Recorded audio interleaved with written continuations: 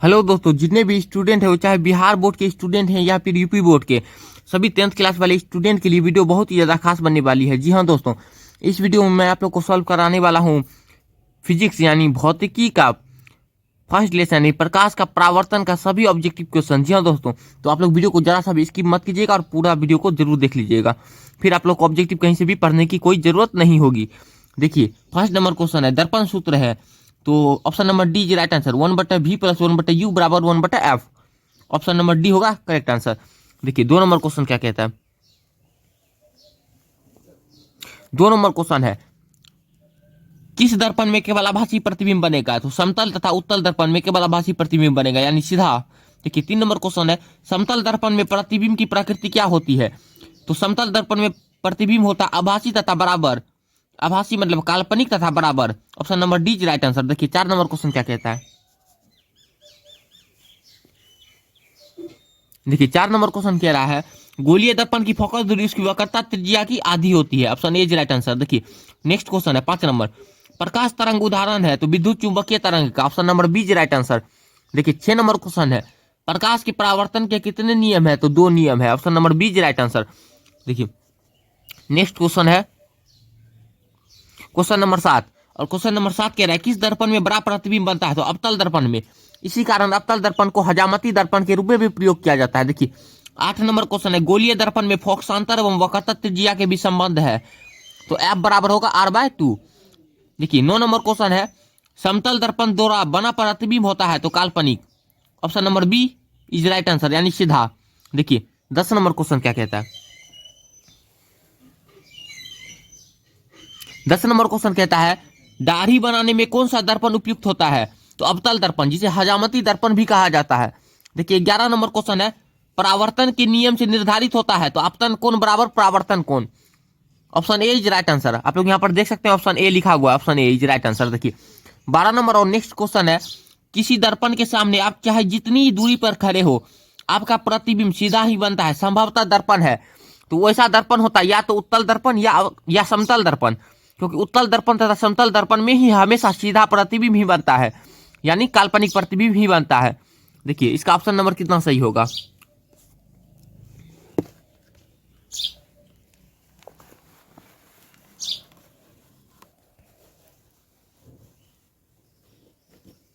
देखिए, option number D होगा इसका राइट आंसर, क्योंकि दिया हुआ ऑप्शन नंबर डी में समतल या उत्तल। Option number D is right answer. समतल तथा उत्तल में केवल सीधा प्रतिबिंब ही बनता है। देखिए, 13 नंबर और नेक्स्ट क्वेश्चन है, किसी वस्तु का अवतल दर्पण द्वारा बना प्रतिबिंब आभासी सीधा तथा वस्तु से बड़ा पाया गया तो वस्तु की स्थिति कहाँ होनी चाहिए?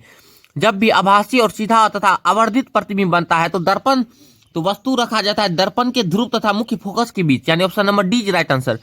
देखिए, नेक्स्ट क्वेश्चन क्या कहता है। नेक्स्ट क्वेश्चन है 14 नंबर क्वेश्चन, और कहता है क्वेश्चन, निम्नलिखित में किस दर्पण द्वारा किसी वस्तु का वास्तविक प्रतिबिंब मिल सकता है?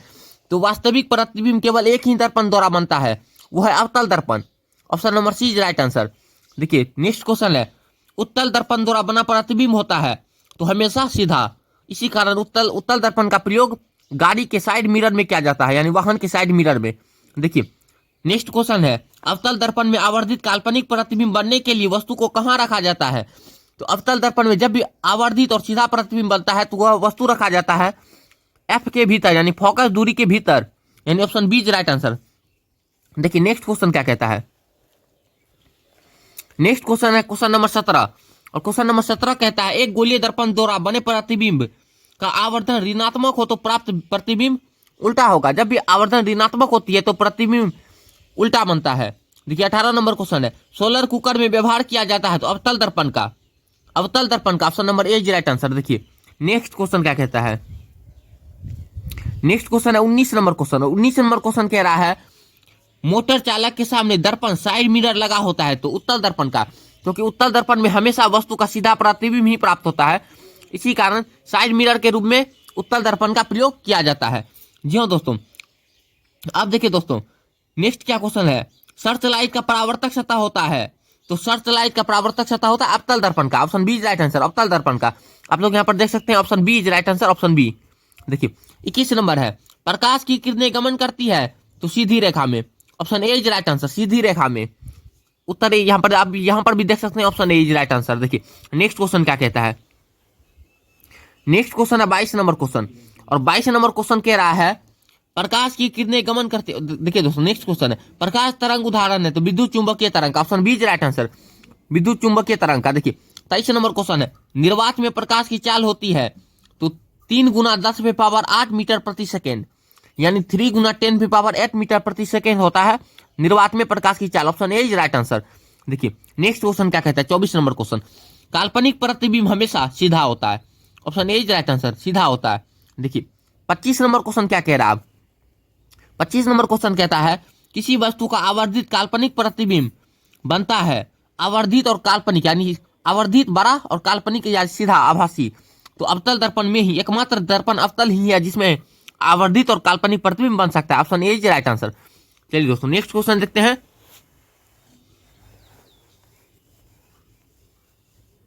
तो नेक्स्ट क्वेश्चन है 26 नंबर क्वेश्चन, और 26 नंबर क्वेश्चन कहता है दंत विशेषज्ञ किस दर्पण का उपयोग मरीजों के दांत का बड़ा प्रतिबिंब देखने के लिए करते हैं। तो बड़ा प्रतिबिंब तो एक ही दर्पण में बनता है, वो है अवतल दर्पण, option B is right answer. देख लीजिए 27 नंबर क्वेश्चन, एक उत्तल दर्पण में बना प्रतिबिंब हमेशा होगा काल्पनिक और ह्रासित। काल्पनिक का मतलब हुआ सीधा और ह्रासित का मतलब हुआ छोटा, और उत्तल दर्पण में हमेशा सीधा और छोटा प्रतिबिंब ही बनता है। देखिए नेक्स्ट क्वेश्चन है 28 नंबर क्वेश्चन, और 28 नंबर क्वेश्चन कहता है ऐसे पदार्थ जिनसे होकर प्रकाश आसानी से पार कर जाता है कहे जाते हैं तो पारदर्शी पदार्थ, option A is right answer, पारदर्शी पदार्थ। देखिए 29 नंबर क्वेश्चन है हमारी आंखें जो देख सकती है वे वस्तुएं होती है दीप्त या प्रदीप्त। दीप्त या प्रदीप्त का मतलब हुआ प्रदीप्त वस्तुएं उस वस्तु को कहते हैं जिससे प्रकाश निकलती है। जी हाँ दोस्तों, और दीप्त का मतलब भी वही हुआ, यानी दीप्त या प्रदीप्त वस्तु को हमारी आंखें देख सकती है। देखिए 30 नंबर और नेक्स्ट क्वेश्चन है यदि किसी बिंब का प्रतिबिंब का आवर्धन ऋणात्मक है तो उस प्रतिबिंब की प्रकृति क्या होगी। देखिए अगर कोई आवर्धन ऋणात्मक होता है तो वह प्रतिबिंब की प्रकृति वास्तविक होगी और उल्टा होगा, वास्तविक और उल्टा, इसका option A is right answer हो जाएगा, क्योंकि उसका प्रतिबिंब का आवर्धन ऋणात्मक का मतलब हुआ प्रतिबिंब की ऊंचाई ज्यादा हुई और वस्तु की ऊंचाई छोटा हुई, और फिर उल्टा हुआ माइनस ऋणात्मक चिन्ह यह दर्शाता है कि प्रतिबिंब उल्टा है, यानी वास्तविक और उल्टा, option A is right answer. देखिए नेक्स्ट क्वेश्चन क्या कहता है। नेक्स्ट क्वेश्चन है 31 नंबर क्वेश्चन, और 31 नंबर क्वेश्चन कह रहा है एक मनुष्य समतल दर्पण की ओर 3 मीटर प्रति सेकेंड की चाल से आ रहा है, मनुष्य को दर्पण में अपना प्रतिबिंब किस चाल से आता हुआ प्रतीत होगा। तो दोस्तों इसका आंसर होगा 6 मीटर प्रति सेकेंड, क्योंकि कोई भी मनुष्य जो दर्पण में देखता है जितना अपना दूरी उसे दोगुनी चाल वहां पता चलता है, दोगुना चाल से आता हुआ प्रतीत होता है, 6 मीटर प्रति सेकेंड। देखिए 32 का क्या है, निम्नलिखित में कौन उत्तल दर्पण की फोकस दूरी है जिसकी वक्रता त्रिज्या 32 सेंटीमीटर है।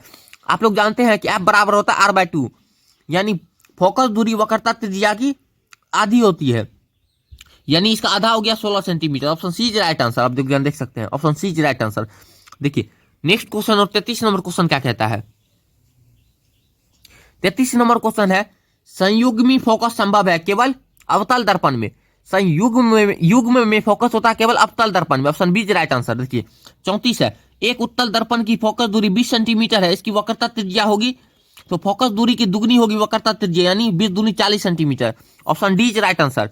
देखिए नेक्स्ट और 35 नंबर क्वेश्चन क्या कहता है यदि किसी वस्तु को एक दर्पण के सामने निकट रखने पर प्रतिबिंब सीधा बने किंतु दूर रखने पर उल्टा प्रतिबिंब बने तो वह दर्पण होगा अवतल दर्पण। जी हाँ दोस्तों, अगर अवतल दर्पण के फोकस दूरी के अंदर वस्तु को रखा जाता है तो प्रतिबिंब आवर्धित और सीधा बनता है, अगर उसे बाहर रख देते हैं तो प्रतिबिंब वास्तविक और उल्टा बनने लगता है। देखिए नेक्स्ट क्वेश्चन क्या कहता है 36 नंबर क्वेश्चन। तो 36 नंबर क्वेश्चन कह रहा है यदि किसी वस्तु को एक दर्पण के सम्मुख किसी भी दूरी पर रखने से उस वस्तु का प्रतिबिंब सदैव सीधा और छोटा बनता है तो वह दर्पण होगा उत्तल दर्पण। जी हाँ दोस्तों, क्योंकि उत्तल दर्पण के सामने कितनी भी दूरी पर कोई वस्तु को रखा जाता है तो सदैव प्रतिबिंब सीधा, आभासी और छोटा ही बनता है, यानी ह्रासित ही बनता है। देखिए 37 नंबर क्वेश्चन है उत्तल दर्पण से प्रतिबिंब सदैव बनता है। देखिए उत्तल दर्पण में सदैव प्रतिबिंब बनता है ध्रुव तथा उसके फोकस के बीच, यानी अब इसमें देखिए ऑप्शन नंबर कितना सही होगा।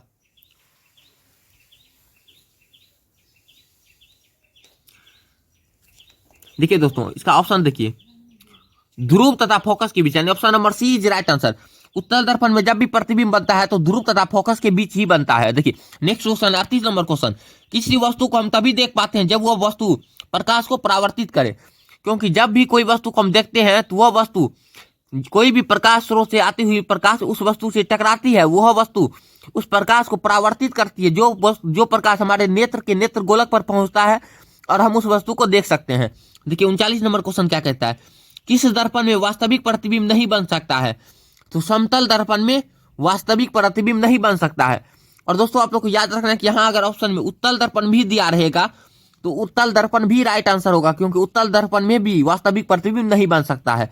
वास्तविक का मतलब वो उल्टा प्रतिबिंब नहीं बन सकता है। देखिए 40 नंबर क्वेश्चन क्या कह रहा है, 40 नंबर क्वेश्चन कहता है अवतल दर्पण के फोकस से चलती किरणें परावर्तन के बाद प्रधान अक्ष के समांतर हो जाती है। जी हाँ दोस्तों, option A is right answer, प्रधान अक्ष के समांतर हो जाती है। देखिए 41 नंबर क्या कहता है, क्या समतल दर्पण में बने प्रतिबिंब को पर्दे पर उतार सकते हैं? नहीं, क्योंकि समतल दर्पण में जब भी प्रतिबिंब बनता है तो वह प्रतिबिंब आभासी होता है, इसका मतलब सीधा होता है, और आभासी प्रतिबिंब की काल्पनिक प्रतिबिंब को हम कभी भी पर्दे पर उतार नहीं सकते हैं, क्योंकि पर्दे पर उसी प्रतिबिंब को उतारा जा सकता है जो वास्तविक प्रतिबिंब हो, यानी उल्टा प्रतिबिंब हो। देखिए 42 नंबर क्वेश्चन क्या कहता है, प्रकाश की एक किरण किसी समतल दर्पण पर 60 डिग्री का कोण बनाते हुए टकराती है तो उसका परावर्तन कोण होगा।